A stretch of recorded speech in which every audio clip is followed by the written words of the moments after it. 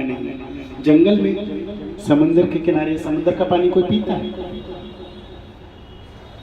जंगल में खड़े हैं, अरे हनुमान जी किस दुविधा में डाल दिया, क्यों कह रहे हो प्रतीक्षा करने के लिए?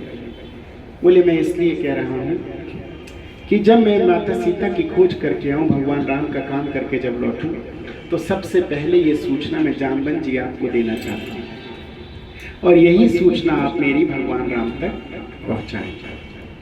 बोले क्यों, काम करोगे आप, खोज करोगे आप, सूचना दूं मैं? बोले क्यों? बोले वो इसलिए कि भगवान की जो कृपा है वो सर्वप्रथम आप पे हो, और आपके बाद वो कृपा हम सब पे बैठे, अकेले नहीं जाते भगवान।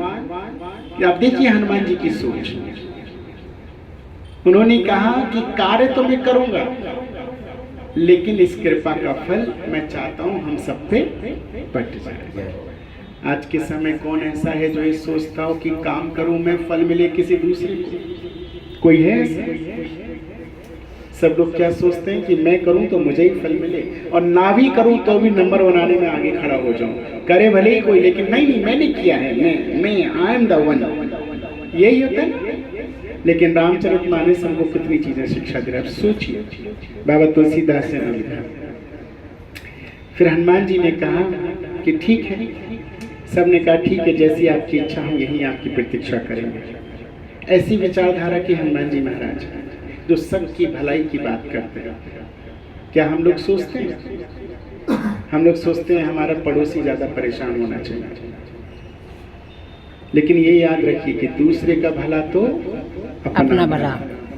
पहले दूसरे के लिए सोचो, भगवान आपके लिए खुद सोचना शुरू कर देंगे। चल दिए, जब अच्छा कार्य करने जाते हैं बहन जी तो विघ्न सबके जीवन में आते हैं। क्यों विघ्न आते हैं? तो हनुमान जी की इस यात्रा में 3 विघ्न आए। सबसे पहला विघ्न आकाश से आया। कौन आई? सुरसा। कौन थी? सुरसा। सुरसा नाम की राक्षसी थी जो सर्पों की माता थी। जब उसे भूख लगती थी तो वेद वो अपने बच्चों को भी खा जाती थी। इसीलिए कहते हैं ना कि किसी औरत को जब गाली दी जाती तो बोलते हैं तू क्या नागिन है? जब भूख लगती है तो अपने बच्चों को कहते हैं गाली में बोलते हैं। इसीलिए तो सुरसा कौन है? सर्पों की माता। भूख लगती है तो अपने बच्चों को भी खा जाओ। तो आज हनुमान जी को जाते देख रही कि इतना बढ़िया काम करने जा रहा है, तो देवताओं ने भेजा है कि जिसको हमने चुना है क्या ये सही कार्य करने योग्य है या नहीं। ये देवताओं ने किसको भेजा? सुरसा नाम की राक्षसी को, कि जाओ जाके इसकी परीक्षा दो। आप सोचिए कितनी बड़ी बात है।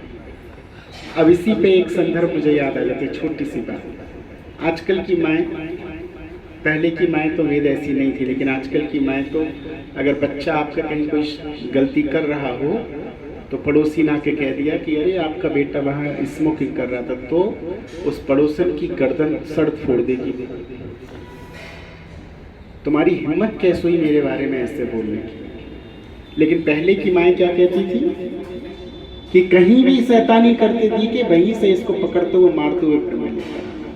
इसीलिए पहले बच्चे नहीं बिगड़ते थे जो आज बिगड़ रहे हैं। This is the generation gap. यही जनरेशन गैप है। आपके बच्चों की भले के लिए कोई आपको आके बोले, आप उसी का सब पहले फोड़ दोगे। पहले क्यों माएँ कह के चली जाती थी मेरे बच्चों का ध्यान रखना, पड़ोसी अड़ोसी से बोल के जाती थी, और आज अच्छा,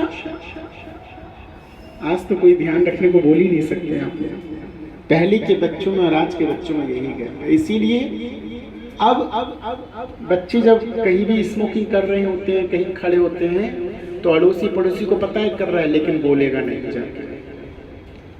बिगड़ रहा है तो बिगड़ने। तो यही मेन कारण है आज जनरेशन गैप, जनरेशन को बिगड़ने का। पहले अड़ोसी पड़ोसी मिलने वाले देख के बच्चे को टोका करते थे, बच्चा डरता था कि कहीं ये आंटी जाके मेरी मम्मी से ना कह दे। आज हमने इतना, इसीलिए देवताओं ने सुरसा को भेजा कि देखो क्या ये कार्य करने योग्य है या नहीं। हमने जिससे भेजा है तो सुरसा बोली मुझे भूख लगी है हनुमान, मैं तुम्हें खाना चाहता हूँ। बोली ठीक है आप मुझे खा लो। लेकिन माता एक विनती है, पहले भगवान का काम करके आऊँ फिर खा लेना। बोले नहीं, हम तो तुम्हें आज ही खाएंगे, अभी खाएंगे। बोले ठीक है, आपकी इतनी इच्छा, आपको मुझे खाने से मेरे पेट की भूख, आपके पेट की भूख खत्म होती है तो खा लो। बोले ठीक है। सुरसा ने अपना मुंह खोलना शुरू कर दिया। 1 योजन, हनुमान जी 2 योजन, वो 4, वो 6, वो 8, वो 10। हनुमान जी बढ़ते गए, बढ़ते गए, बढ़ते गए, इतने बढ़ गए। और बढ़ने के बाद हनुमान जी ने विचार किया कि बढ़े तो ऐसे क्या बढ़े, जैसे पेड़ खजूर। अगर मैं बढ़ जाऊंगा तो भगवान का काम करूंगा। भगवान का काम कभी बड़ा व्यक्ति,